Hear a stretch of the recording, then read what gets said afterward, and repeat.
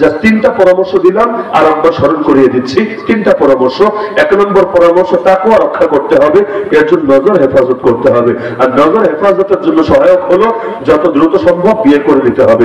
বিয়ে যত দেরি করবেন জিনা তত বেশি হবে। লজ্জাস্থানের জিনা না, চোখের জিনা, কানের জিনা, জিহ্বার জিনা, দিলের জিনা, জিনা সবই জিনা। সেই জিনা তত বেশি হবে যত দেরিতে আপনার বিয়ে হবে। এজন্য সম্ভব হলে তাড়াতাড়ি বিয়ে করে ফেলবেন, তবে দায়িত্ববোধের সাথে। পালায় পালায় আবার বিয়ে করতে যায় না, লুকায় লুকায় বিয়ে করতে যায় না, যে বাপমা তো দেয় না, আমার দিলের দরদ বুঝে না, লুকায় লুকায় কাম সেরে ফেলি না। নবীর আদর্শ এটা না। কারণ নবী জানিয়েছেন বিয়ে আর জিনার মধ্যে পার্থক্য এখানে। বিয়ে হয় প্রকাশ্যে, জিনা হয় লুকিয়ে লুকিয়ে। এজন্য নবী বলেছেন বিয়ে করবা মসজিদে, বিয়ের এলান দিয়ে দিবা জাতির মধ্যে।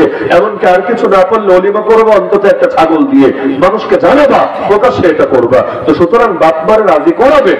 হ্যাঁ, তাই বলে আবার নিজের হাল ছাইড়া দিয়ে না যে বা আমার বউরা পালার দায়িত্ব তোমার কান্দে বাইন্দা দিলাম, আমি সারা জীবন পায়ের উপর পা তুলে বসে খাবো, আর বাপের হোটেল আর মায়ের হোটেল থাকতে কি চিন্তা আছে, এভাবেই জীবন কাটাবো। বউ আপনার, টেনশন আপনার করা লাগবে, কিন্তু নিজের ঈমান রক্ষা করার জন্য যতটা তাড়াতাড়ি সম্ভব করতে হবে। যত তাড়াতাড়ি সম্ভব মানে এটা না যে নাক টিপলে দুধ বের হয়, এখনই বিয়ের জন্য মিছিল শুরু করতে হবে। তবে গুনার ব্যাপারে যারা ভয় পাচ্ছেন তারা অবশ্যই দ্রুত উদ্যোগ নিয়ে ব্যাপারে যত্নবান হবেন, বিশেষ করে ফজর এবং বিশেষ করে জোয়ানরা। কারণ মুরব্বীদের আলহামদুলিল্লাহ ফজর কাজা কম হয়, তাই না?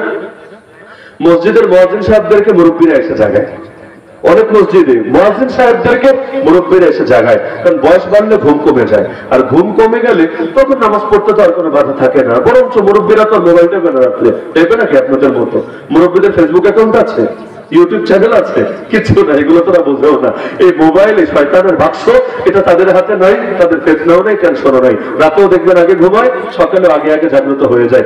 এমন মুরব্বী দেশে হাজার হাজার আছে আলহামদুলিল্লাহ, যারা রাত্রে উঠে একটু পরপর ঘড়ি দেখে, কিরে টাইম হলো কিনা, আরে টাইম শেষ হয়ে যাচ্ছে কিনা। এরপর মসজিদে এসে সবার আগে মুয়াজ্জিনকে জাগিয়ে অনেক সময় নিচে আজান দেয়, অনেক সময় তারে দিয়ে আজান দেওয়া হয়। আলহামদুলিল্লাহ সুম্মা আলহামদুলিল্লাহ। হুজুরের বাসায় আমার মেহমানদারি করালো। হুজুরের আব্বাকে আমার মনে হয় ইনশাআল্লাহ আগামী কয়েক বছর তো মনে থাকবে, আমার ধারণা মরণ পর্যন্ত মনে থাকবে ইনশাআল্লাহ। এমন বাপ পাওয়া আসলে ভাগ্যের ব্যাপার। কি আপনারা আমার সাথে একমত না? এমন বাপ পাওয়া আসলে ভাগ্যের ব্যাপার। এমন বাপ আল্লাহ সবার কপালে দেয় না।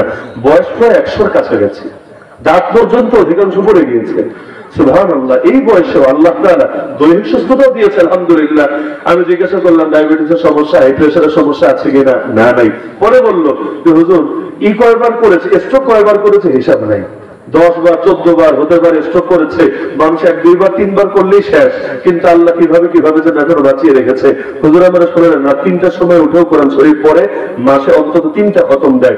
অবাক হয়ে গেলাম এই বয়সে। আরে যাদের বয়স 20 বছর এরা বলবে কোরআন পড়তে পারি না, আলিফ বাই শিখি না ইত্যাদি ডায়লগ মারে। আর 100 বছরের একজন মানুষ এই বয়সে এসে মাসে 3টা খতম দেয়, রাত 3টার সময় উঠে চশমা ছাড়া কোরআন শরীফ পড়ে। মানে আমার এই দৃশ্যটা, এই চেহারাটা, এটা দীর্ঘকাল পর্যন্ত মনে থাকবে। তো এই মুরব্বীদেরকে দেখে দেখে শিখতে হবে না রে ভাই।